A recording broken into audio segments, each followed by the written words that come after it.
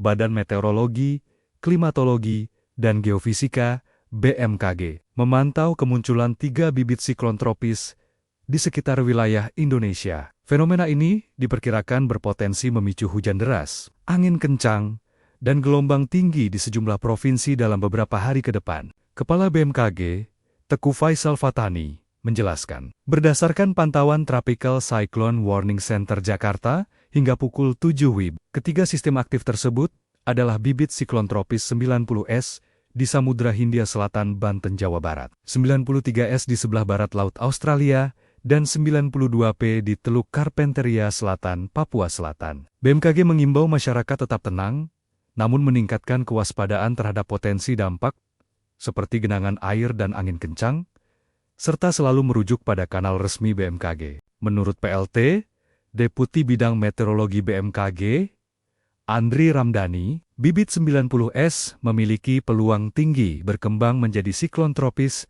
dalam 24-48 jam ke depan. Sementara 93S dan 92P berpeluang lebih rendah, namun tetap berdampak terhadap cuaca dan perairan Indonesia. Aktivitas ketiga sistem ini meningkatkan gradien tekanan udara, memperkuat kecepatan angin permukaan, serta memicu pemusatan massa udara. BMKG memperingatkan potensi hujan sedang hingga lebat di wilayah Banten, Jakarta, Jawa Barat, Jawa Tengah, di Yogyakarta, Jawa Timur, Bali, NTB, dan NTT, serta angin kencang di sejumlah wilayah, termasuk Lampung, Maluku, Sulawesi Selatan, dan pesisir selatan, Papua Selatan. Tinggi gelombang juga berpotensi mencapai 2,5 hingga 4 meter di beberapa perairan seperti Samudra Hindia Barat Bengkulu Lampung, Selatan Banten Bali, Laut Sawu, Selatan NTB, NTT, serta Laut Arafura. BMKG menegaskan akan terus memantau ketiga bibit siklon ini secara intensif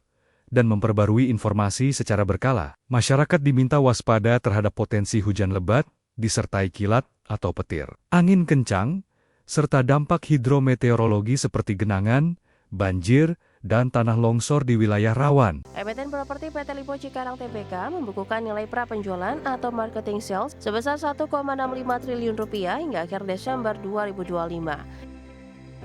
Realisasi tersebut setara dengan 100% dari target yang ditetapkan perseroan untuk tahun buku 2025. Realisasi marketing sales pada tahun 2025 terutama ditopang tingginya permintaan produk residensial. Kembali bersama kami di Market Buzz pemirsa, PT Lipo Cikarang Tbk membukukan marketing sales sebesar 1,65 triliun rupiah hingga akhir Desember 2025. Ya, realisasi tersebut setara dengan 100% dari target yang ditetapkan di sepanjang tahun 2025. Emiten properti PT Lipo Cikarang Tbk membukukan nilai prapenjualan atau marketing sales sebesar 1,65 triliun rupiah hingga akhir Desember 2025. Realisasi tersebut setara dengan 100% dari target yang ditetapkan perseroan untuk tahun buku 2025. Realisasi marketing sales pada tahun 2025 terutama ditopang tingginya permintaan produk residensial. Rumah tapak berkontribusi 58% terhadap total prapenjualan, disusul unit komersial sebesar 38% dan segmen lahan industri sebesar 4%. Sepanjang periode yang sama, perseroan mencatatkan pendapatan sebesar 4,52 triliun rupiah atau melonjak 133% dibandingkan periode sebelumnya. Kenaikan pendapatan terutama ditopang oleh serah terima, rumah tapak, apartemen, unit komersial, serta penjualan lahan industri. Segmen non-properti melalui pengelolaan kawasan juga turut memberikan kontribusi terhadap kinerja perseroan. Segmen rumah tapak dan apartemen mencatat pertumbuhan pendapatan signifikan sebesar 369% secara tahunan seiring percepatan proses serah terima unit. Sementara itu segmen pengelolaan kota membukukan pendapatan 474,5 miliar rupiah. Berbagai sumber, IDEX Channel. Ke informasi emiten selanjutnya pemirsa, di mana emiten produsen keramik PT Arwana Citra Mulia Tbk bersiap melaksanakan pembelian kembali saham atau buyback dengan menyiapkan dana maksimal 100 miliar rupiah. Di mana Korporasi Sekretari PT Arwana Citra Mulia Tbk Rudi Suyanto mengatakan aksi korporasi tersebut diharapkan dapat menjaga stabilitas harga saham sekaligus meningkatkan percayaan pemegang saham dan pemangku kepentingan. Ya, pelaksanaan buyback direncanakan berlangsung selama 12 bulan, yakni mulai 9 April 2026 hingga 9 April 2027.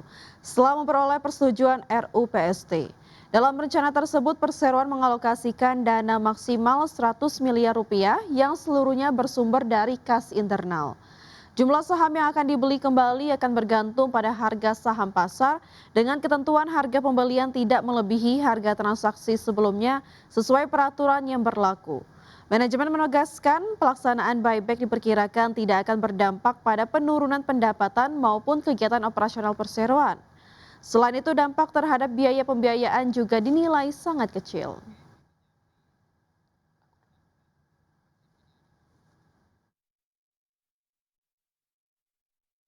Selanjutnya, emiten e-commerce PT Global Digital Niaga Tbk atau BELI menyiapkan penambahan modal melalui program Management and Employee Stock Option Plan atau MISO. Ya, dua tahap program ini berpotensi menghimpun dana segar hingga 647 miliar rupiah. PT Global Digital Niaga Tbk atau BELI akan melaksanakan MESOP 3 tahap 4 dan MESOP 4 tahap 2. Program MESOP 3 tahap 4 digelar selama 30 hari kerja mulai 15 Maret 2026 hingga 13 April 2026 dengan harga pelaksanaan Rp430 per saham. Jumlah hak opsi yang dapat dieksekusi maksimal 325.757.001 saham. Jika seluruhnya terserap, perseroan berpotensi meraih dana sekitar 140 miliar rupiah. Sementara itu dalam MESOP 4 tahap 2, perseroan menawarkan hingga 1.178.988.100 saham dengan harga pelaksanaan sama yaitu Rp430 per saham. Periode pelaksananya juga berlangsung 15 Maret hingga 13 April 2026. Apabila seluruh saham terakuisisi oleh karyawan, BELI berpotensi mengantongi tambahan dana sekitar 506,96 miliar rupiah. Dengan demikian, total potensi dana yang akan dihimpun dari dua tahap MESOP tersebut mencapai 647,04 miliar rupiah. Namun pada perdagangan Senin 2 Maret 2026, saham BELI ditutup turun 3,3% ke level Rp410 per saham. Dalam 5 hari terakhir, saham BELI terkoreksi 4,65%. Berbagai sumber, IDEX Channel.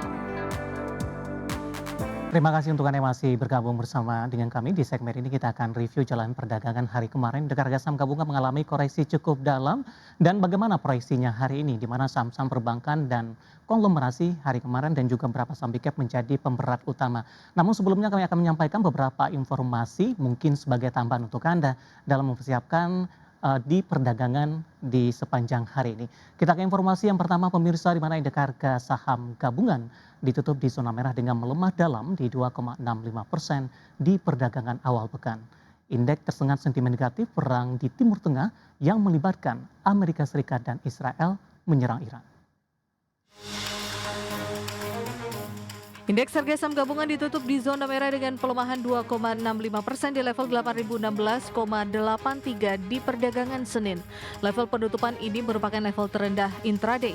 Secara year to date, IHSG sudah melemah 7,29%. Sektor yang turun paling dalam adalah barang konsumen non-primer yang anjlok 7,6%. Sektor perindustrian turun dalam 5,95%. Sektor properti dan real estate tertekan 4,14%. Infrastruktur terkoreksi dalam 4,13%. Teknologi melandai 3,77%, barang konsumen primer terdepresiasi 3,58%. Hanya sektor energi satu-satunya yang menguat 1,54%. Emiten perbankan dan emiten milik Prayogo Pangestu menjadi pemberat utama IHSG. Saham Brand ditutup melemah 5,47% di Rp7.775, membebani IHSG di 17,58 poin. Saham TPIA ditutup terkoreksi anjlok 10,82% di Rp5.975 per saham, membebani indeks 13,48 poin.